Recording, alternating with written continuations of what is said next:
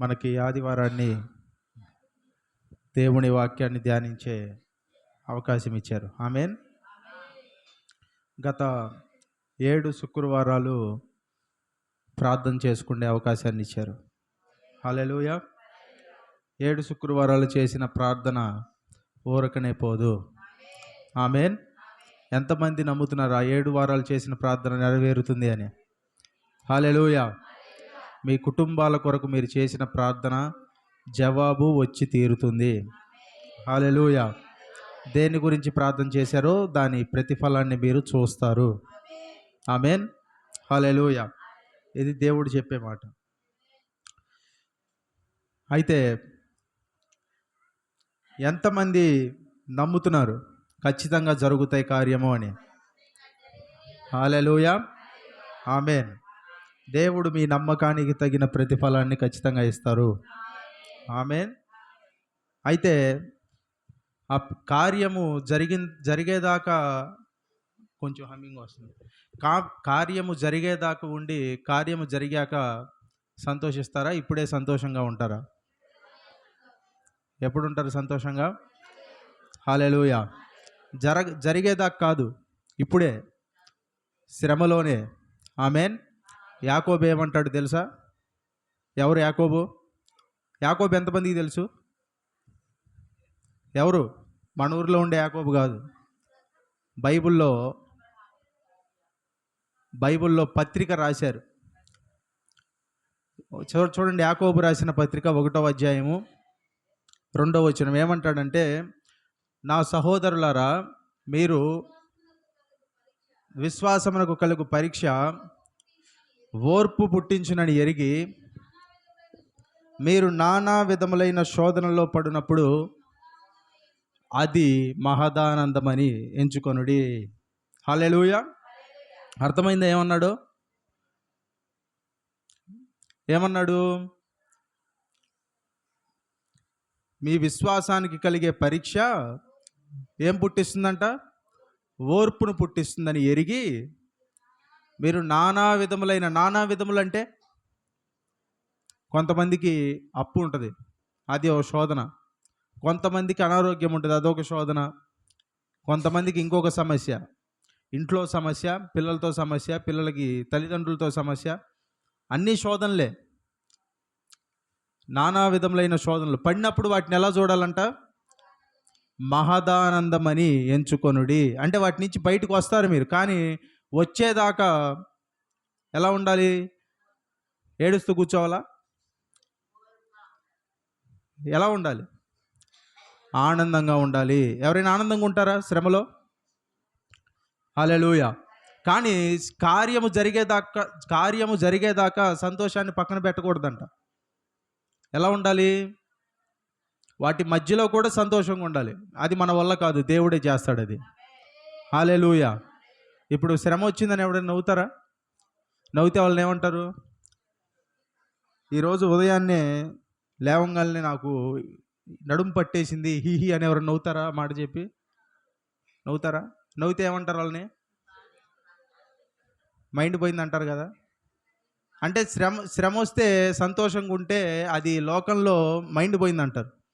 కానీ శ్రమ వచ్చినప్పుడు, శోధన వచ్చినప్పుడు, ఏదైనా జీవితంలో వచ్చినప్పుడు బాధ ఉంటుంది. కానీ అది ఆనందంగా ఎంచుకోవాలి. ఎందుకు? అది రావటం వల్లే మనిషి మారతాడు. హల్లెలూయా. పరిస్థితి మారట్లేదంటే దాని అర్థం ఏంటంటే పరిస్థితి ద్వారా నువ్వు మారాలని దేవుడు చూస్తున్నాడు. హల్లెలూయా. కొన్నిసార్లు ప్రార్థన చేసిన వెంటనే పరిస్థితి మారదు, ఎందుకంటే ఆ పరిస్థితి ద్వారా దేవుడు నిన్ను మార్చాలనుకుంటున్నాడు కాబట్టి. హల్లెలూయా. పడవలో వెళ్ళేటప్పుడంట నావను నడిపే వ్యక్తి మంచి, అంటే బాగా నావను నడుపుతాడు అని ఎవరిని అంటారు తెలుసా?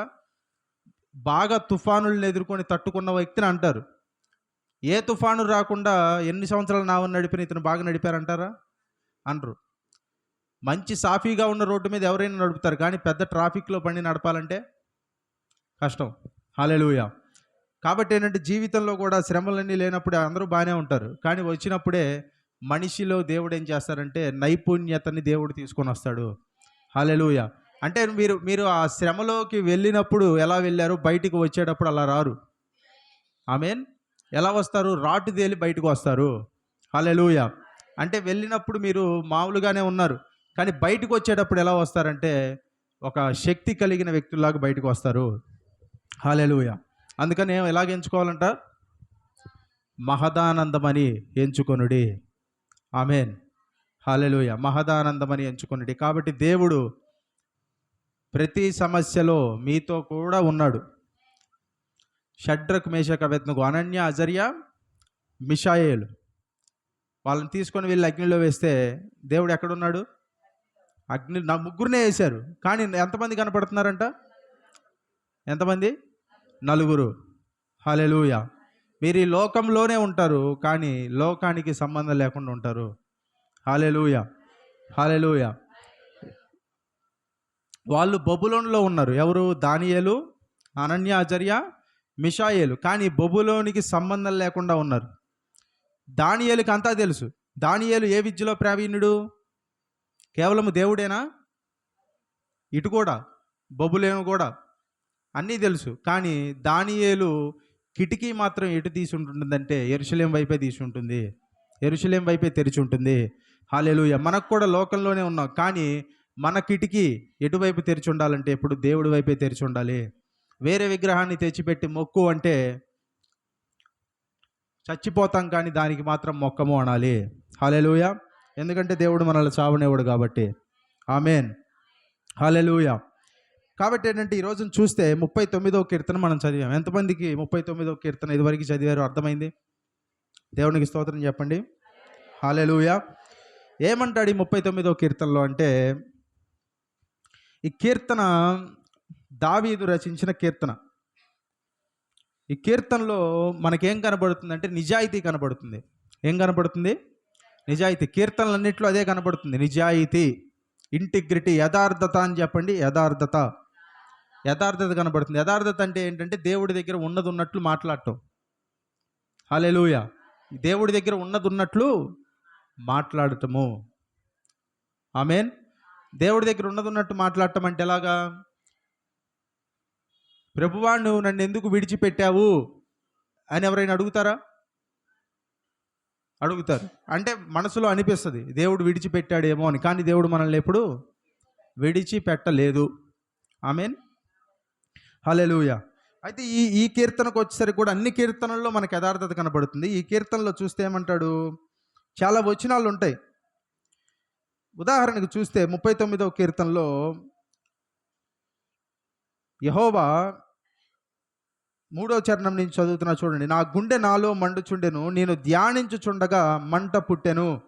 అప్పుడు నేను ఈ మాట నోరారా పలికి తిని, యెహోవా నా అంతము ఎట్లుండునది, నా దినముల పరిమాణం ఎంతైనది నాకు తెలుపుము, నా ఆయువు ఎంత అల్పమైనదో నేను తెలుసుకొన కోరుచున్నాను.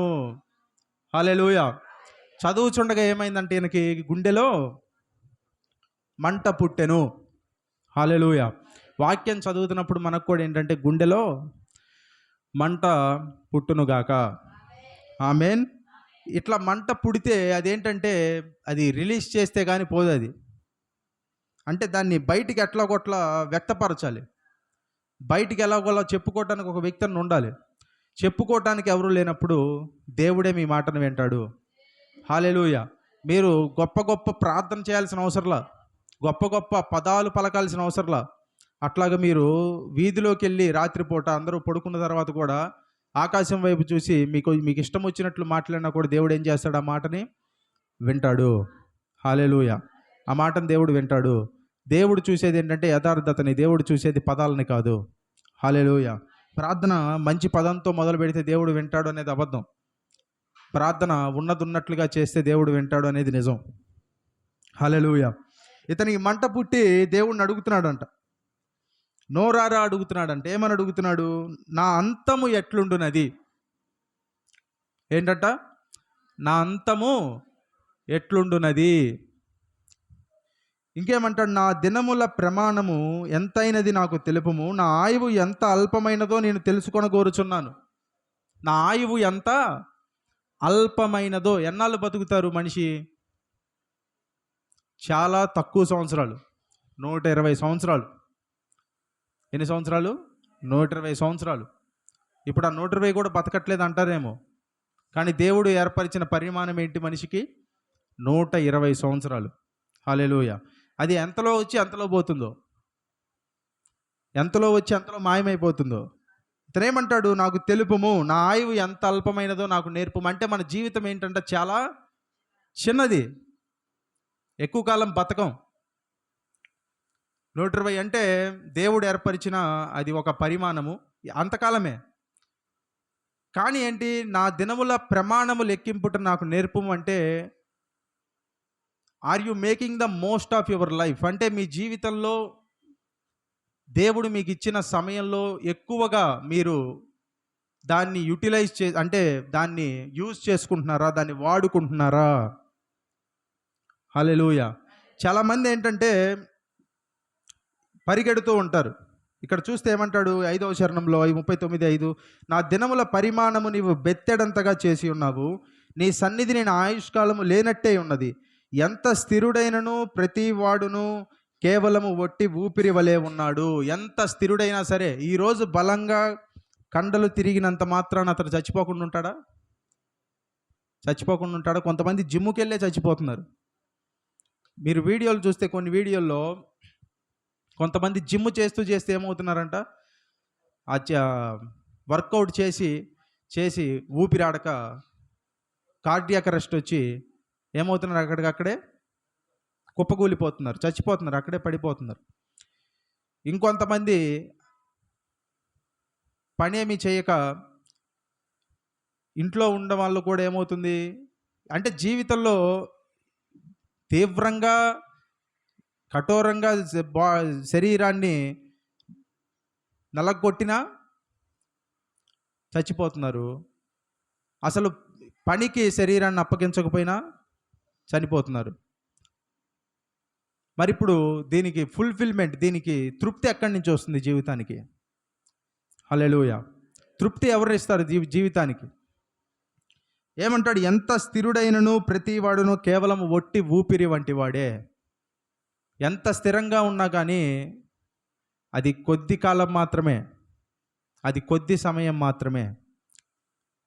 ఒట్టి ఊపిరి వంటి వారే అందరూ. ఈరోజు బాగుండేది రేపటికి పాడైపోతుంది. అందుకే అందము కూడా ఏంటి, ఇప్పుడు ఈరోజు బాగున్న పువ్వు రేపేమవుతుంది? వాడిపోతుంది. ఈరోజు వైబ్రెంట్గా అంటే బాగా పచ్చగా ఉన్న చెట్టు కూడా ఏమవుతుంది, ఒకానొక సమయం వచ్చేసరికి వాడిపోవాల్సిందే. అంటే సమయము ఏం చేస్తుందంటే, ఏది శాశ్వతమైంది ఏది లేదు. సమయం ఏం చేస్తుందంటే అన్నిటిని అబ్జార్బ్ చేసేసుకుంటుంది. అంటే అన్నిటినీ కాలగతిలో కలిసిపోయాయి అంటారు కదా. అన్నీ ఏమవుతాయి, ఒకానొక సమయానికి కాలంలో కలిసిపోతాయి. అందుకే ఈరోజు మనకు ఉన్న జీవితము మరలా తిరిగి రాదు. ఆమేన్. కాబట్టి ఈరోజు ఉన్న జీవితాన్ని ఈరోజే దేవుడి దగ్గర సంతోషంగా ఉండాలి. ఎందుకంటే ఇలాంటి రోజు మళ్ళీ మీ జీవితంలో మళ్ళీ ఇంకోసారి రాదు. హల్లెలూయా. ఇలాంటి రోజు మళ్ళీ వస్తుందని ఎవరైనా హామీ ఇస్తారా? ఎవరైనా ఇస్తారా హామీ? ఎవరు ఇవ్వలేరు. హల్లెలూయా. ఎవ్వరూ హామీ ఇవ్వలేరు. మనిషి జీవితం ఏంటంటే చాలా చిన్నది. ఎవ్వరూ శాశ్వతంగా ఇక్కడ ఉండరు. శాశ్వతంగా ఉంటాను అనుకుంటే అది మన అమాయకత్వమే. ఏదో ఒకరోజు మనమందరము ఈ యొక్క లోకాన్ని విడిచిపెట్టి వెళ్ళవలసిందే. హల్లెలూయా. ప్రసంగి కూడా అంటాడు, ఏమంటాడు ప్రసంగి గ్రంథం తీయండి ఒకసారి. ప్రసంగి గ్రంథం మొదలు పెడుతూ ప్రసంగి ఏమంటాడు, 1వ అధ్యాయం 2వ వచనం చదవండి. వ్యానిటీ ఆఫ్ వ్యానిటీస్ అంటాడు. అంటే వ్యర్థమని ప్రసంగి చెప్పుచున్నాడు. వ్యర్థము. ఏం వ్యర్థం అంట? సమస్తము వ్యర్థము. ఏంటా సమస్తము? సూర్యుని కింద నరులు పడుచుండు పాటు అంతా వారి కలుగుచున్న లాభమేమి. అంటే సూర్యుడి కింద మనుషులు పడే పాటు అంతటికి కలుగుచున్న లాభమేమీ లేదు.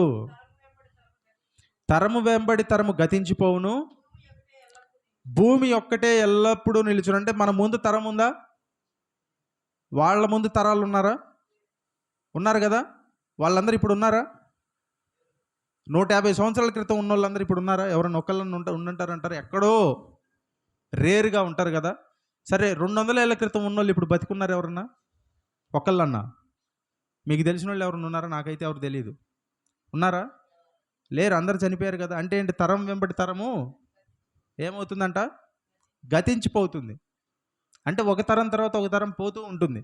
నెక్స్ట్ చదవండి. సూర్యుడు ఉదయించును, సూర్యుడు అస్తమించును, దాన్ని ఉదయించు స్థలము త్వరపడు. అంటే సూర్యుడు ఏంటి? ప్రతిరోజు ఉదయిస్తాడు, మరలా ఏమవుతాడు? అస్తమిస్తాడు, మరలా అదే రిపీట్. ఉదయిస్తాడు, అస్తమిస్తాడు, రిపీట్. హల్లెలూయా. అంటే జీవితం ఏంటి? జరుగుతూనే ఉంటుంది. భూమి ఎట్లానే ఉంటుంది. దేవుడు ఏర్పరిచినవన్నీ శాశ్వతం, అవన్నీ జరుగుతూనే ఉంటాయి. దేవుడు ఏర్పరిచినవి శాశ్వతమని ఎలా చెప్తాడు? ప్రసంగి గ్రంథం 3:11 చదవండి. ప్రసంగి గ్రంథం 3వ అధ్యాయము 11వ వచనము. ప్రసంగి గ్రంథము 3వ అధ్యాయము 11వ వచనం. దేని కాలం అది చక్కగా ఉండునట్లు సమస్తమును ఆయన నియమించి ఉన్నాడు. దేవుడు ఏం చేశాడంట? సమస్తాన్ని ఏం చేశాడండి? చెప్పాలి. నియమించాడు. ప్రతిరోజు సూర్యుడు వస్తున్నాడా రావట్లేదా? కొన్ని రోజులు రావట్లేదు అంటారేమో, బాగా మబ్బు బట్టి కనపడలేదు అంటాం. కానీ సూర్యుడు వస్తాడు, కానీ మబ్బులు వెనక ఉంటాడు, కనపడ్డు. ప్రతిరోజు వస్తున్నాడా సూర్యుడు? వస్తున్నాడు. అస్తమిస్తున్నాడా? ప్రతిరోజు రాత్రి వస్తుందా? ఫలానా రోజు రాత్రి రాలేదని డేట్ చెబుతారు ఎవరన్నా? చెబుతారా? చెప్పలేరు. అన్ని రోజులు రాత్రులు వస్తున్నాయా? చెప్పాలి. ఎందుకు నీరసంగా ఉన్నారు? చెప్పాలి. ప్రతిరోజు రాత్రి వస్తుందా రావట్లేదు? నేను రాత్రి వచ్చిందా? నిద్రపోయారు అందరూ? నీళ్ళు పట్టలేదా? నీళ్ళు రావట్లేదా? ప్రతిరోజు అంటే ఈ మనుషులు చేసినవి నీళ్లు రావు, దేవుడు చేసినవి వస్తాయి. మనిషి పెట్టాడు ఈ నీళ్లు రావటం, పట్టుకోవటం, ఇవన్నీ. దేవుడు రాత్రిని పెడితే రాత్రి వస్తూనే ఉంది. మనుషులందరికీ ఎంత టైము? రోజుకి ఎంత అండి సమయం? మీకు చెప్పాలి. ఎవరికైనా 25 గంటలు ఉన్నాయి ఇక్కడ రోజుకి? నాకు 26 గంటలు రోజు కానీ ఎవరైనా చెప్తారా? ఎప్పుడన్నా ఇలాంటి వార్తలు విన్నారా? చిలకలూరిపేటలో ఈ రోజున ఒక శిశువు జన్మించాడు, అతడు రోజుకి 26 గంటలతో వ్యవధితో జన్మించాడని విన్నారా? అట్లా పుడతారా ఎవరన్నా? కొత్తగా జన్మించే పిల్లలు సమయం ఎక్కువతో పుడతారా? ఈ లోకంలో పుట్టిన వాళ్ళందరికీ ఏంటి? ఒకటే సమయం. ఎంత? 24 గంటలు. ఎవరు తక్కువగా పుట్టరు. ఈరోజు ఇతనికి 18 గంటలే రోజుకి అంటానికి లేదు, నాకు 26 గంటలు అంటానికి లేదు. అందరికీ 24 గంటలే. అందరికీ సమయం ఒకటే. అందరికీ సూర్యుడు ఒక్కడే, అందరికీ చంద్రుడు ఒక్కడే, అందరికీ దేవుడు కూడా ఒక్కడే. హల్లెలూయా. ఆ దేవుడు ఈ దేవుడు అని లేదు. అందరికీ దేవుడు కూడా ఒక్కడే. హల్లెలూయా. అందరు చెప్తారు ఈ దేవుడు, ఎవరిని నమ్ముకుంటే ఏంటి, అంతా ఒకటే అంటారు. అంతా ఒకటి కాదు. ఒకటి యేసు ప్రభు అయినా సత్యం చెప్పాలి, లేకపోతే వేరే దేవుడైనా సత్యం చెప్పాలి. యేసు ప్రభు సత్యం చెబితే వాళ్ళందరికీ నష్టం, కానీ వాళ్ళు సత్యం చెప్తే మనకి నష్టమే. కానీ యేసు ప్రభు చెప్పింది సత్యము అనటానికి ఉన్న ఆధారాలు చాలా గొప్పవి. హల్లెలూయా. హల్లెలూయా. యేసు ప్రభు సత్యం మాట్లాడారు. దేవుడు లేడు అంటారు కొంతమంది దేవుడు ఉన్నాడు కానీ ఆయన మనల్ని పట్టించుకోడు అంటారు. కొంతమంది దేవుడు లేడని ఎందుకు అంటారంటే, దేవుడు ఉన్నాడు అంటే వాళ్ళు చేసిన దానికి లెక్క అప్పచెప్పాలి అనే భయం. లెక్క అప్పచెప్పుకోకుండా ఉండటము అంటే మనిషికి ఇష్టం. అంటే man likes not to have the accountability. అంటే మనిషికి ఏంటంటే లెక్క అప్పచెప్పుకోకుండా ఉండటం అంటే ఇష్టం. నా ఇష్టం వచ్చింది చేసుకుంటా అనే ధోరణి మనిషికి ఇష్టం. కాబట్టి దేవుడు లేడు అంటారు. ఎందుకంటే దేవుడు ఉన్నాడు అంటే ఖచ్చితంగా మనం ఏం అప్పచెప్పాలి? దేవుడికి ఏం అప్పచెప్పాలి? లెక్క అప్పచెప్పాలి. హల్లెలూయా. దేవుడు లేకపోతే మనము ఒట్టి మాలిక్యూల్సే, అంటే ఒట్టి ఏదో అట్లా వచ్చామంతే. మనకి మనస్సాక్షి ఉండకూడదు, మనకి అపరాధ భావాలు ఉండకూడదు, ఇవన్నీ ఉండకూడదు. కానీ ఇవన్నీ ఉన్నాయంటే వేటిని సూచిస్తున్నాయి? మనకన్నా మన జ్ఞానానికి మించిన ఒక వ్యక్తి ఉన్నాడు, ఆయనే మన దేవుడు. హల్లెలూయా, హల్లెలూయా. ఆయనే మన దేవుడు అన్న విషయాన్ని సూచిస్తున్నాయి. హల్లెలూయా, ఆయనే. కాబట్టి ఏంటంటే దేవుడు ఉన్నవాడు. ఇంకా వాళ్ళు చెప్పింది నమ్మటానికే విశ్వాసం ఎక్కువ కావాలి. ఎందుకు? ఇప్పుడు దేవుడు ఉన్నాడు, దీన్ని అంతటినీ చేశాడు అంటే నమ్మటానికి బాగుంటుంది. ఇప్పుడు ఒక బిల్డింగ్ చూపించి ఆ బిల్డింగ్ మనకి కట్టిన వ్యక్తి కనపడ్డు, కానీ ఆ బిల్డింగ్ కట్టిన వ్యక్తి ఉన్నాడా లేడా? ఉన్నాడు. అట్లాగే ఈ సృష్టిని చూపించినప్పుడు మనకి దేవుడు కనపడ్డు, కానీ ఈ సృష్టిని సృష్టించిన సృష్టికర్త ఉన్నాడు. కానీ ఈ సృష్టి అసలు ఏమీ లేకుండా వచ్చింది అనే విషయాన్ని నమ్మటానికే మనకు ఎక్కువ విశ్వాసం కావాలి. హల్లెలూయా. కాబట్టి ఏంటంటే చదవండి 3:11 ఏమంటాడు? ప్రసంగి గ్రంథం 3:11. ప్రసంగి 3:11 దేని కాలమునందు అది చక్కగా ఉండునట్లు. అంటే అన్నీ జరుగుతున్నాయి. ఏదైనా ఆగిపోయిందా? ఏదైనా ఆగిపోయిందా? వర్షాకాలం ఆగింది ఎప్పుడన్నా? వర్షాలు తక్కువ పడతాయేమో కానీ వర్షాకాలం ఆగుద్ది ఎప్పుడన్నా? చలికాలం ఆగిందా? నవంబర్ వస్తే ఏమొస్తుంది? నవంబర్ వస్తే చలికాలం, ఫిబ్రవరి దాకా చలి ఉంటుంది.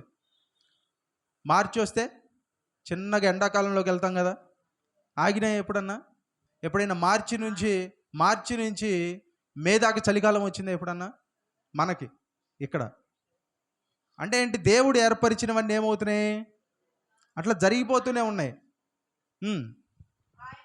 ఆయన శాశ్వత కాల జ్ఞానమును నరుల హృదయమందు ఉంచి ఏం చేశారంటే, ఇప్పుడు మీరు అందరూ ఉన్నారు కదా, మీ హృదయంలో దేవుడు శాశ్వత కాల జ్ఞానాన్ని ఉంచాడు. నాకు దేవుడిని గురించిన సంగతులు అర్థం కావు అని చెప్పటానికి అవకాశం లేదు. ఎందుకంటే అందరికీ అర్థమవుతాయి. నేను చదువుకోలేదు అంటే మీకే బాగా అర్థమవుతాయి. హల్లెలూయా. దేవుడి గురించి మాట్లాడుతుంటే మీకు అర్థం కావట్లేదా? నాకు అర్థం కావట్లేదు అని చెప్పిన వాళ్ళు చేయొద్దండి. అందరికీ అర్థమవుతుందిగా. అర్థమవుతుందా దేవుడి గురించి మాట్లాడుతుంటే? హల్లెలూయా. చదువు అవసరంలా. ఎల్కేజీ చదవాల్సిన అవసరం కూడా లేదు. హల్లెలూయా. ఫస్ట్ క్లాస్ చదవాల్సిన అవసరం కూడా లేదు. దేవుడి గురించి మాట్లాడితే ఎవరికైనా అర్థమవుతుంది. హల్లెలూయా. అందరికీ అర్థమవుతుంది. ఎందుకంటే దేవుడు మీ హృదయంలో ఏం పెట్టాడు? శాశ్వత కాల జ్ఞానము ఉంచాడు. తర్వాత చదవండి. హృదయమందు ఉంచాడంట, కానీ దేవుడు చేయు క్రియలను పరిశీలనగా తెలుసుకొనుటకు అది చాలదు. అంటే ఏంటి? శాశ్వత కాల జ్ఞానాన్ని మీ హృదయంలో దేవుడు పెట్టాడు, కానీ అన్నాడు. కానీ అంటే అక్కడ మరలా ఒక లిమిటేషన్. ఏంటి ఆ లిమిటేషను? దేవుడు చేసే క్రియల్ని తెలుసుకోవటానికి ఆ జ్ఞానము కూడా చాలదు. అంటే ఏంటి? శాశ్వత కాల జ్ఞానం కూడా చాలదు. హల్లెలూయా. శాశ్వత కాల జ్ఞానం కూడా చాలదు. అందుకే కొన్ని విషయాలు మనకు అర్థం కావు. మనకు అర్థం కానంత మాత్రాన అవి లేనట్టు కాదు, దేవుడు చెయ్యనట్టు కాదు. అవి మనకు అర్థం కాలేదంతే. అర్థమైందా? ఎంతమందికి అర్థమైంది? దేవునికి స్తోత్రం చెప్పండి. హల్లెలూయా. చాలామందికి అర్థం కాల. నేను చెప్పింది ఏంటంటే, మనకి దేవుడు చేసిన కార్యాలు అర్థం కానంత మాత్రాన అవి దేవుడు చెయ్యనట్టు కాదు, మనకు అర్థం కాలేదంతే. హల్లెలూయా. నెక్స్ట్ చదవండి. కావున సంతోషముగా ఉండుట కంటెను తమ బ్రతుకు సుఖముగా వెళ్ళబుచ్చుట కంటెను శ్రేష్టమైనదేదియు నరులకు లేదని. సంతోషంగా ఉండాలని ఎంతమందికి ఉంది? బ్రతుకు సుఖంగా వెళ్ళబుచ్చాలని ఎంతమందికి ఉంది? దేవునికి స్తోత్రం చెప్పండి. హల్లెలూయా. అందరికి ఉంటుంది కదా. అందరికీ, ఎవ్వరికి సంతోషంగా ఉండకూడదు అని ఉండదు, బ్రతుకు సుఖంగా ఉండకూడదు అని ఉండదు. అందరికి ఉంటుంది. చేసే పని కూడా ఎందుకు చేస్తారు? సంతోషంగా ఉండాలనే. ప్రతిదీ ఎందుకు చేస్తారు జీవితంలో? సుఖంగా ఉండాలనే, సుఖపడాలనే. తల్లిదండ్రులు ఏమంటారు పిల్లల గురించి? మేము కష్టపడ్డాము, కానీ పిల్లలు ఏం పడకూడదంట? కష్టపడకూడదు అంటారు. ఎందుకు కష్టపడకూడదు పిల్లలు? వాళ్ళైనా సుఖంగా ఉండాలి అంటారు. అంటారా అనరా తల్లిదండ్రులు? కష్టపడి పెంచాము, వాళ్ళైనా సుఖంగా ఉంటే అదే చాలు అంటారు. చాలామంది పని చేసి డబ్బులు కూడబెడుతూ ఉంటారు. ఎందుకు కూడబెడతారు తెలుసా? జీవితంలో చివరి దశకు వచ్చిన తర్వాత ఉపయోగపడుతుందని, అంతే కదా? ఇంకా అంతకు మించి ఏమైనా ఉందా? అర్థం ఏమైనా ఉందా? డబ్బు కూడబెడుతున్నారంటే అర్థం ఏంటి చెప్పండి? డబ్బు కూడబెడుతున్నారంటే అర్థం ఏంటి? ముందు రోజుల్లో ఉపయోగపడతాయనే కదా. ఎందుకు కూడబెడతారు డబ్బు? అందుకే, సుఖపడటానికే. ఏది చేసినా అందుకే. కానీ అది దేవుని పద్ధతిలో చేయటం మనకు మంచిది. హల్లెలూయా. మైండ్లెస్గా చేయకూడదు అది. దాని గురించి ఈరోజు మనం తర్వాత వింటాం కొద్ది నిమిషాల్లో. ఆమేన్. హల్లెలూయా. తర్వాత చదవండి. సొలొమోన్ తెలుసుకున్నాడంట. ఇప్పుడు సొలొమోన్ ఈ కీర్తన రాసిన వ్యక్తి ఎవరు? ఈ కీర్తన అంటున్నాను, ప్రసంగి గ్రంథం రాసిన వ్యక్తి ఎవరు చెప్పండి? సొలొమోన్ ఏ వయసులో రాసి ఉంటాడు చెప్పండి? ఏ వయసులో రాసి ఉంటాడు? వృద్ధాప్యంలో రాసి ఉంటాడు కదా. సొలొమోన్కి ఏముంది? జ్ఞానం ఉందా? డబ్బు ఉందా? భూమి మీద అందరికన్నా ఎక్కువ జ్ఞానం ఉందా? డబ్బు, ఇంకోటి కూడా ఉంది. ఏంటిది? భార్యలు. ఇంకా ఎంతమంది భార్యలు? ఎంతోమంది ఉన్నారు కదా. మరి అంత పెట్టుకున్న వ్యక్తి ప్రసంగి గ్రంథాన్ని ఎలా మొదలు పెట్టాడు? ఇందాక మనం చదివినప్పుడు, వ్యర్థము వ్యర్థము, సూర్యుడి కింద సమస్తము వ్యర్థము అంటే అంతా వ్యర్థము. జ్ఞానం ఉంది కానీ వ్యర్థం. మనం చాలామంది డబ్బు వెనక పరిగెడతాం, కానీ మన మన ఖజానా కంటే ఎక్కువే ఉంటుంది, అది కూడా వ్యర్థం. ఇంకా భార్యలు, ఇప్పుడు ఒక భార్యను కూడా చెప్తున్నాడు వ్యర్థమని. ఆయన ఎంతోమందిని చేసుకొని చెప్పాడు. అప్పుడు ఏంటంట? వ్యర్థం. అంటే ఎన్ని ఉన్నాయి ఆయనకి? భూమి మీద మనిషికి కావాల్సినవన్నీ ఉన్నాయి. అన్ని ఉన్న వ్యక్తి వ్యర్థమని ఎవరైనా చెప్తారా? మరి ఏంటి, సొలొమోనికి ఏం తక్కువైందని వ్యర్థమని చెప్పాడు? సొలొమోనికి ఏం తక్కువైందని వ్యర్థమని చెప్పాడు? అన్నీ ఎక్కువే, అందుకే వ్యర్థమని చెప్పాడు. ఎందుకో తెలుసా? భూమి మీద దేవుడు మన హృదయాన్ని తృప్తిపరిచినట్లు మరి ఏది మన హృదయాన్ని తృప్తిపరచదు. ఎందుకంటే మన మన మన హృదయం ఏదైతే ఉందో, this is not from this world but this is from far beyond of this world. అంటే మన హృదయము ఈ లోకానికి సంబంధించింది కాదు. మన హృదయము, మన ఆత్మ, మన ప్రాణము దేవుడి దగ్గర నుంచి వచ్చింది కాబట్టి దేవుడే దాన్ని తృప్తిపరచాలి. ఏ క్షణికమైనది మన హృదయాన్ని తృప్తిపరచదు. మనం దేని వెనక పరిగెడుతున్నాము? డబ్బు కోసం పరిగెడతాం, కానీ చివరికి ఆ డబ్బు కూడా మన హృదయాన్ని తృప్తిపరచదు. చాలామంది పెద్దగా బయటికి బాగా కనపడతారు, సెలబ్రిటీస్ అని, డబ్బు సంపాదించిన వాళ్ళని, క్రికెటర్స్ అని, పెద్ద పెద్ద హీరోలని. అందరూ బాగానే కనపడతారు, వాళ్ళు చేసిన పనిని అందరూ పొగుడుతారు, వాళ్ళని పొగుడుతారు, కానీ వాళ్ళ ఇళ్ళలో కూర్చొని ఏడుస్తారు. అది ఎవడికి తెలియదు. ఎందుకంటే వాళ్ళకి కూడా హృదయంలో సంతోషము లేదు. అంతా సంపాదించి, అంత కీర్తి సంపాదించిన తర్వాత కూడా ఇంట్లో కూర్చొని ఏడ్చే వాళ్ళు చాలామంది ఉన్నారు. ఉరి పెట్టుకొని చచ్చిపోయిన వాళ్ళు కూడా ఉన్నారు, పెద్ద పెద్ద వాళ్ళు. ఏం తక్కువ వాళ్ళు చచ్చిపోతున్నారు.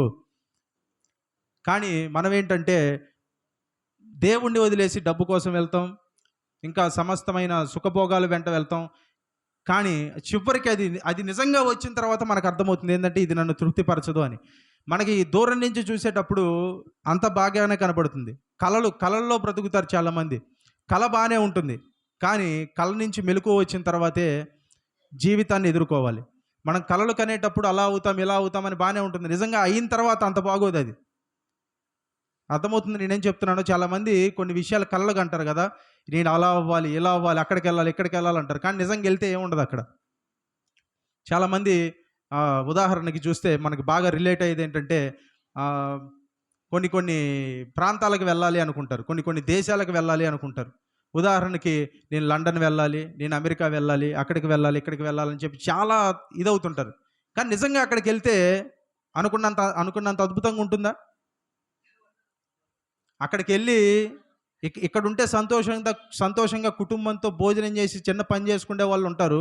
అక్కడికి వెళ్ళి అక్కడ ఎన్నో పనులు, అక్కడ ఊడ్చే పని, ఇంకా వేరే పనులు చేసి ఎందుకు వచ్చానరా బాబు ఇక్కడికి అని తలగొట్టుకునే వాళ్ళు కూడా ఉంటారు. అంటే కలగనేటప్పుడు బాగానే ఉంటుంది.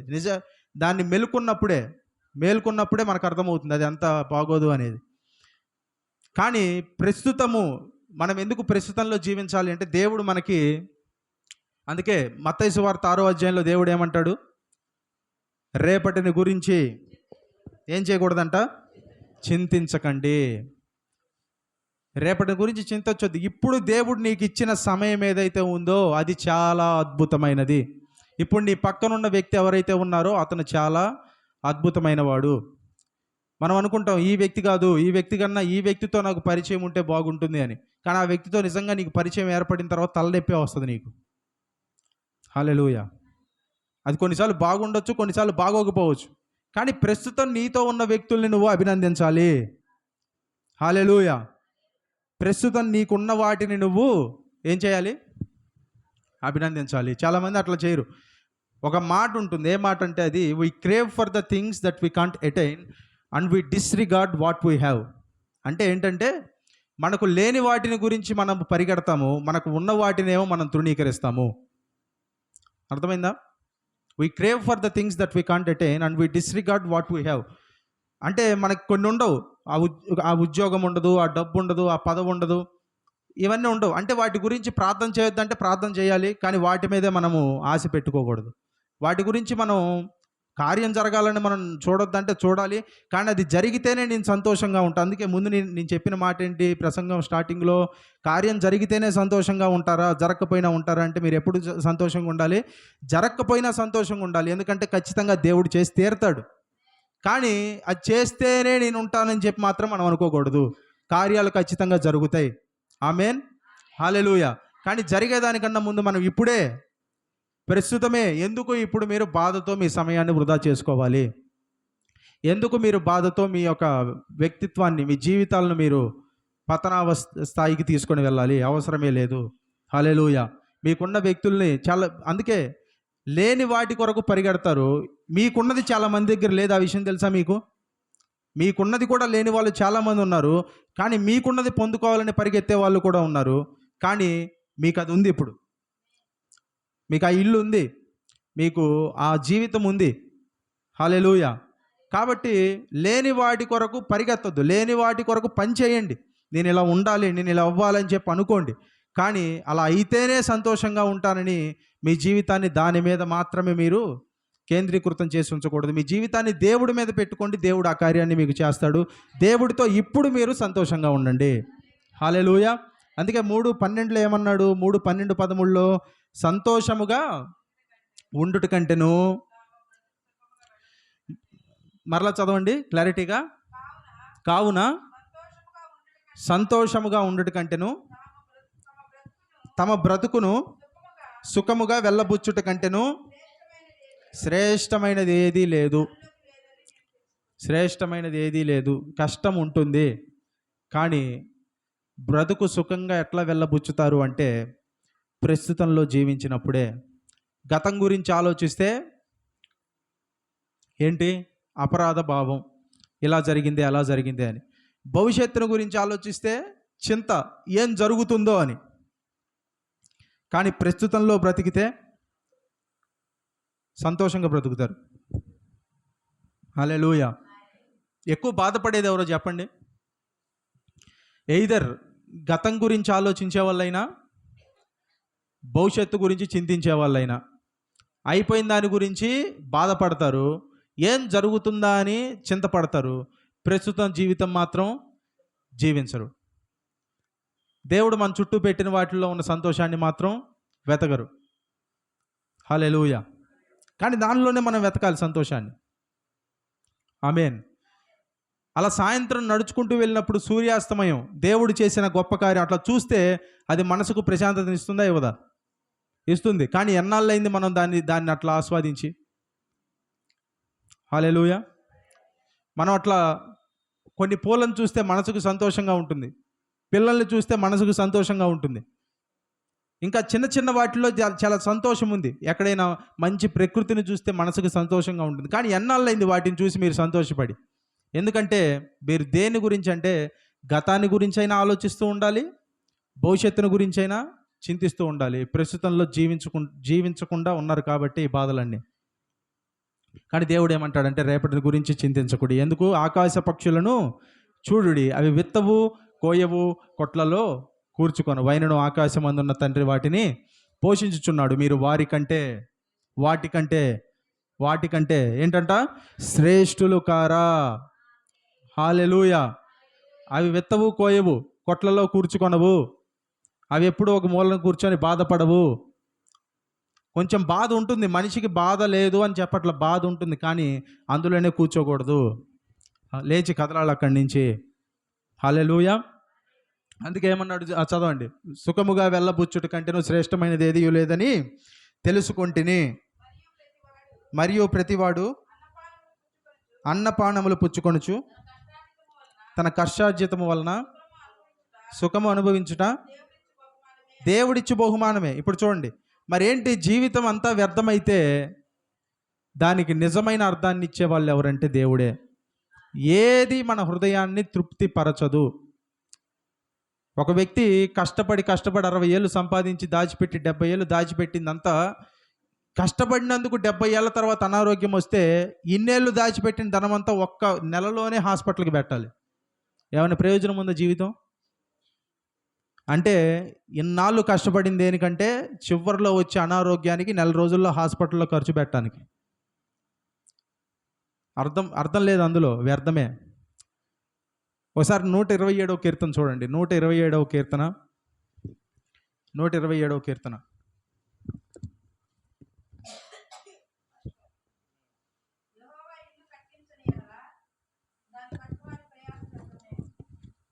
యెహోవా ఇల్లు కట్టించని ఎడల దాన్ని కట్టువాని ప్రయాసము వ్యర్థమే.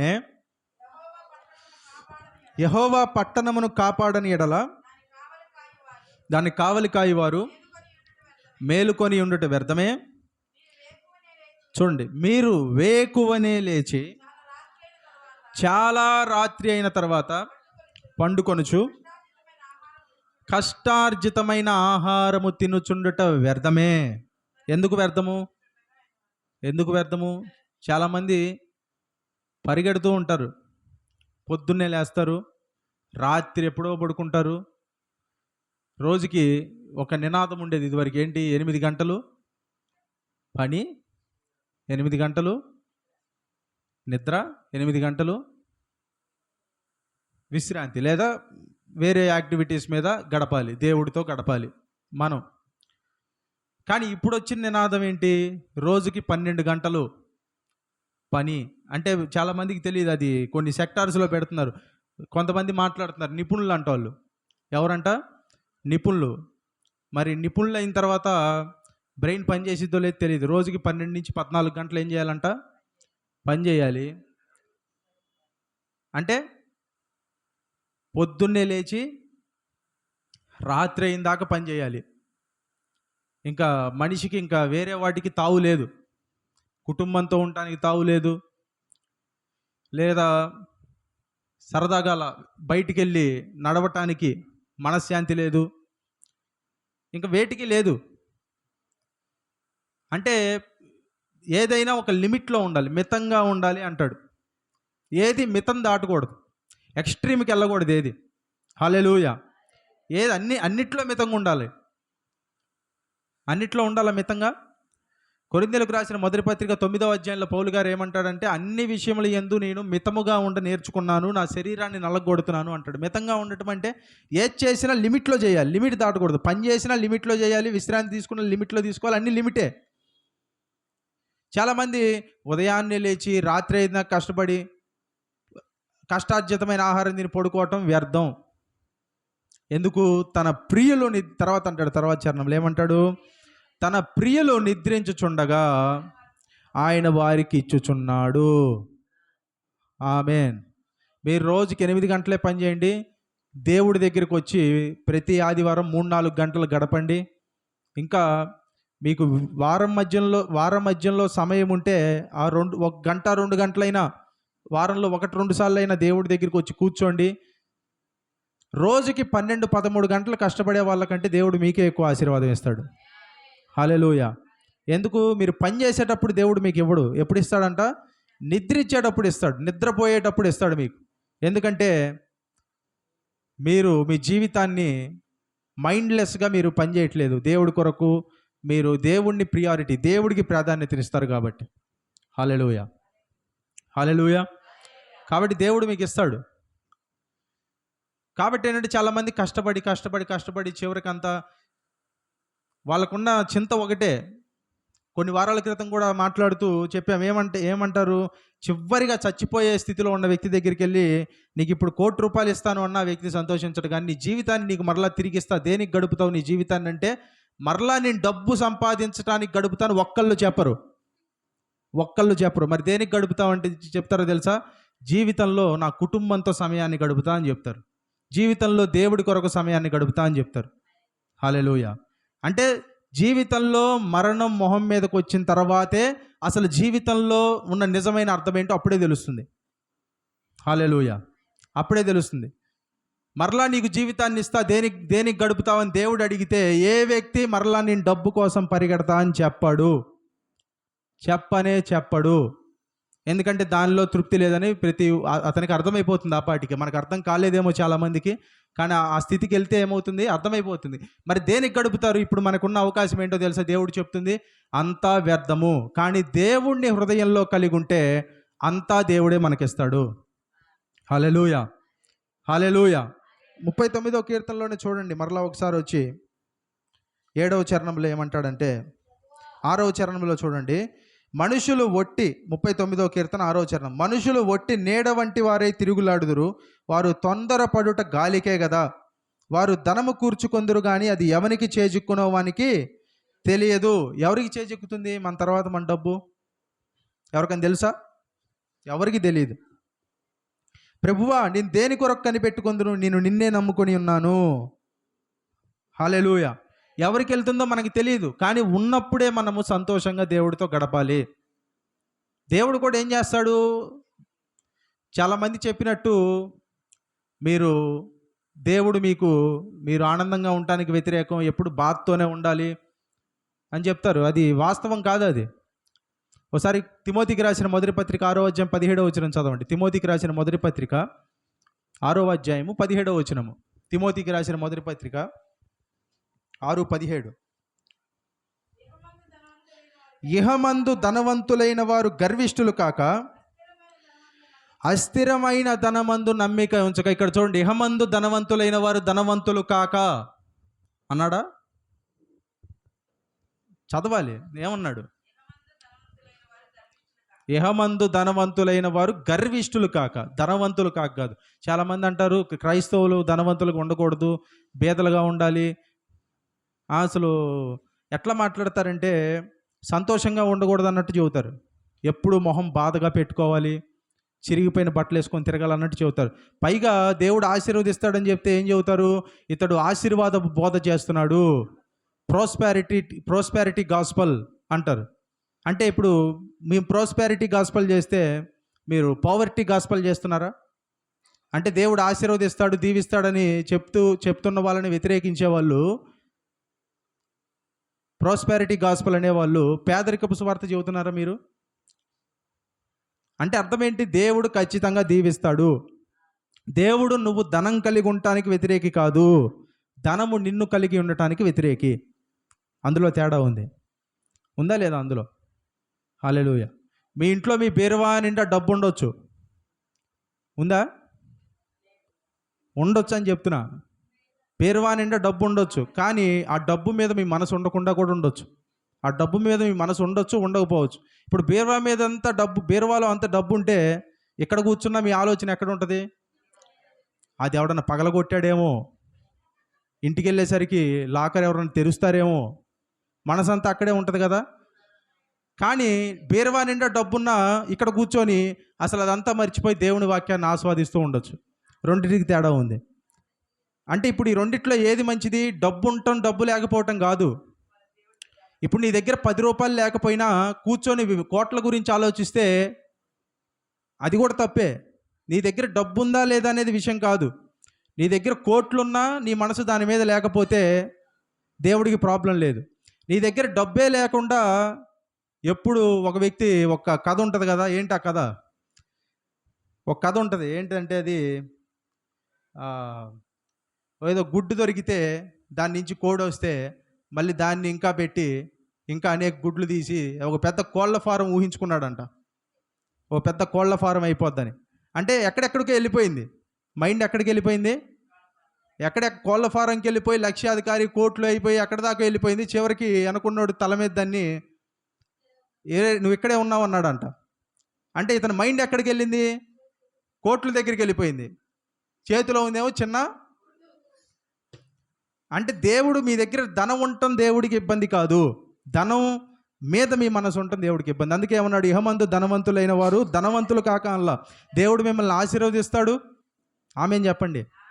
దేవుడు మీకు సమృద్ధిని ఇస్తాడు, సుఖాన్ని ఇస్తాడు, మీ కుటుంబాలను దీవింపజేస్తాడు, మీ పిల్లలకు ఉద్యోగాలను ఇస్తాడు, మంచి వివాహాలను చేస్తాడు, మీ మనవలను ఆశీర్వదిస్తాడు, మనవరాలను ఆశీర్వదిస్తాడు, వాళ్ళని గొప్ప స్థాయికి తీసుకెళ్తాడు, మీకు సుఖాన్ని అనుగ్రహిస్తాడు. హల్లెలూయా. ఇదంతా చేసేది ఎవరు? మీకు దేవుడే. హల్లెలూయా. దేవుడు మీ కుటుంబాలని ఆశీర్వదిస్తే అది ఎవ్వడు ఆపలేడు. ఏ శత్రు పన్నాగము ఆపలేదు. మీరు మీ వీధిలోనే కాదు, ఈ ఊళ్ళోనే గొప్ప వాళ్ళగా ఉంటారు. హల్లెలూయా. కానీ దేవుడు చేస్తాడు. అందుకే ఏమన్నాడు? ఇహమందు ధనవంతులైన వారు గర్విష్ఠులు కాక. అంటే ధనం కలిగి ఉండక కాదు, గర్వం ఉండకూడదు. నీ దగ్గర ఎంతైనా ఉండొచ్చు, కానీ గర్వం ఉండకూడదు. గర్విష్ఠులు కాక అస్థిరమైన ధనమందు నమ్మిక ఉంచక. అస్థిరమైన ధనం అంటే కొద్ది కాలమే, స్థిరంగా ఉండదు. అస్థిరమైన ధనమందు నమ్మిక ఉంచక సుఖముగా అనుభవించుటకు. అండర్లైన్ చేసుకోండి ఆ మాటను మీరు, పెన్నుంటే. ఏంటంట? సుఖముగా అనుభవించుటకు. చాలామంది ఏమంటారు?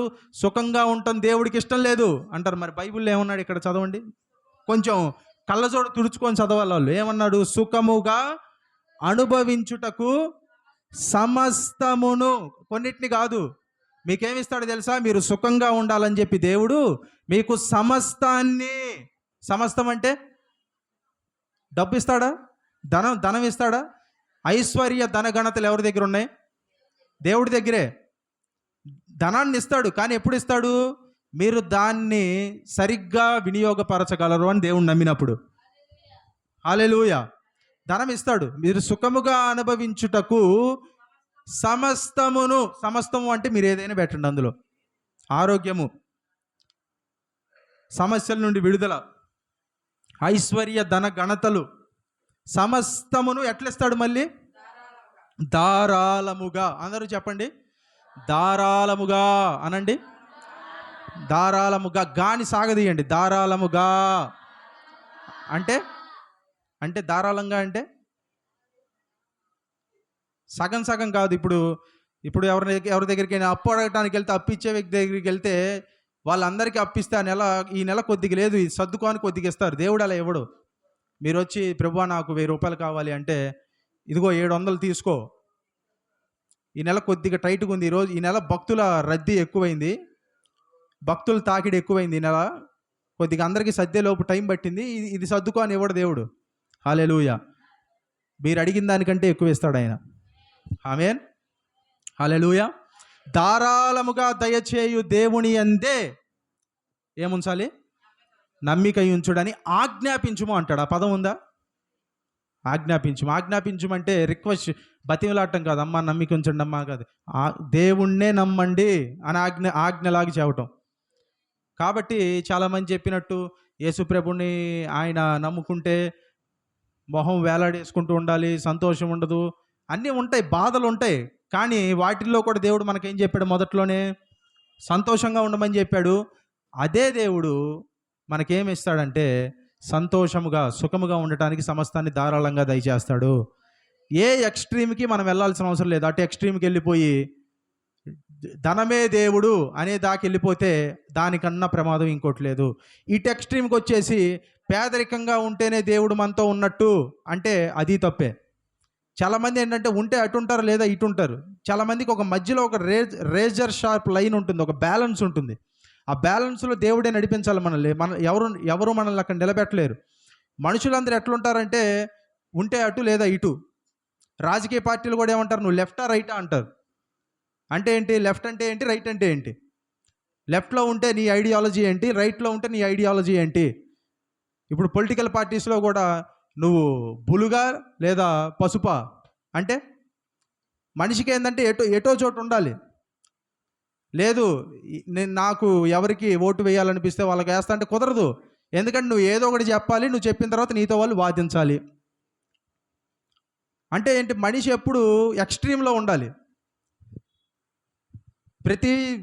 నమ్మిన ప్రతి దానికి కొంతమంది ధనాన్ని నమ్మితే దేవుణ్ణి కూడా పక్కన పెట్టి ధనాన్నే బోధిస్తారు, అది ప్రమాదం. ఇంకొంతమంది ధనాన్ని పూర్తిగా కొట్టేసి ఆశీర్వాదాన్ని పూర్తిగా, అంటే దేవుడు మనకిచ్చే శరీరకమైన ఆశీర్వాదాన్ని పూర్తిగా కొట్టేసి ఇంకా అసలు ఏమీ లేదు, ఈ జీవితం అంతా వ్యర్థం, ఇంకా మనం అందరం చచ్చిపోవడానికి సిద్ధంగా అండి అన్నట్టు మాట్లాడతారు. అది ఒక ఎక్స్ట్రీమ్. కానీ దేవుడు ఏంటంటే మధ్యలో ఒక లైన్ అనేది ఉంటుంది, అటు తప్పకుండా ఇటు తప్పకుండా, దానిలో మనల్ని నిలబెడతాడు. హల్లెలూయా, హల్లెలూయా. ధనం సమస్య కాదు, ధనం మీద మనం మనసు పెట్టుకుంటే అదే సమస్య. ఆమేన్. దేవుడి దగ్గరికి వస్తే దేవుడే సమస్తాన్ని మనకు అనుగ్రహిస్తాడు. హల్లెలూయా. మన శక్తితో మనము 100 ఏళ్లలో సమకూర్చలేంది దేవుడు ఒక్క రాత్రిలో మనకు దయచేయ సామర్థ్యం కలిగిన వాడు. హల్లెలూయా. కానీ దేవుడు దానికన్నా ముందు మనిషిని సిద్ధపరుస్తాడు. ఆమేన్.